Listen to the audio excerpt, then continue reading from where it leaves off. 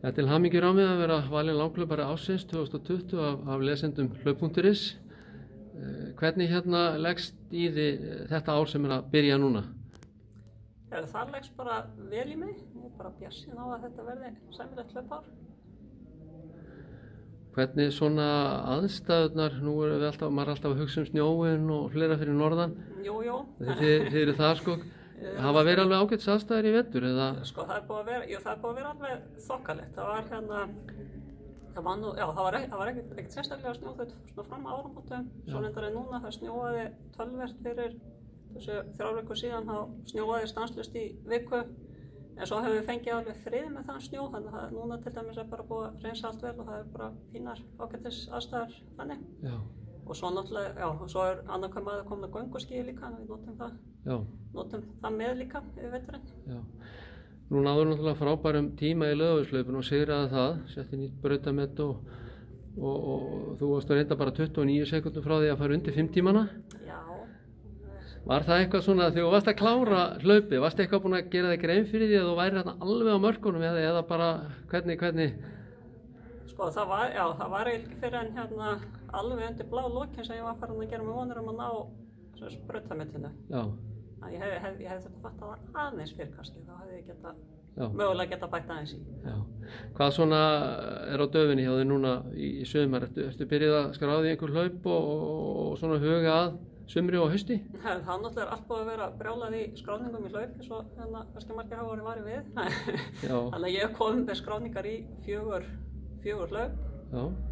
Þannig að ég skráði Esjuna og Laugaveginn og Dýrfjallahlaupið og síðan Súlur Vertikalla sjálfsögðu. Já. Og svo er ég að fara með landsliðinu til Thailands í nóvember.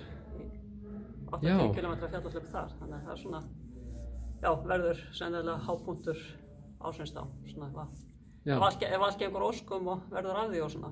Já, og þú horfir á bara það sem framöndan er núna í æfingum, þetta er svona meira og minna fjallahlaup sko sem ég heyri út með á listanum, þannig að þetta er svona utanvega, áherslan er á svona utanvega hlaup. Já, ég svo ekki ráð fyrir þetta árið að vera í utanvega hlaupanum þá mest áfram.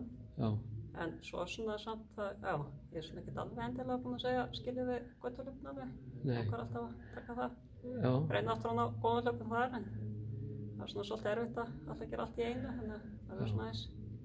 Hvað er svona lykillinn að þessum góða árangri? Ég meina, þú varst valinn hlaupari langhlaupar ársins 2010 og 2012 hjá okkur og það er komin einhver 8 ár og 11 ár síðan.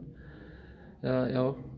Hvað þú heldur bara áfram að hlaupa og verða betri og betri. Hvað er lykillinn að þessu? Já, ég myndi segja kannski að lykillinn væri bara að gefast aldrei upp á móti blási, svo við þekkjum náttúrulega vel í hlaupunum. Já. Og svo reynir maður að vera heldur ekkert allt og upptekinn af þessum tölum sem að safnast á aldurinn á manni. Verður ekkert að svona gefa sér það að maður sé þurfa að detta formið þá maður eldist aðeins. Nei, þannig að það er bara að halda áfram að æfa. Já, það er í raun og veru það sem, ég í raun og veru hef alltaf bara náðvegna að æfa, svona nokkuð jafnt, aldrei verið aldrei verið að missa úr löng tímabil og eins þá líka ég lenti meiðslum og svona þá hef ég bara notað eitthvað annað á meðan, með ég get ekki hlaupið til að missa ekki ómikið niður úthaldi og svona. Já, þannig að þú ætlar bara að halda áfram að hlaupa bara meðan þú er heilsu og getur til. Já, bara fram í rauðan dauðan. Já, frábært, aftur til hamingju. Takk fyrir þetta.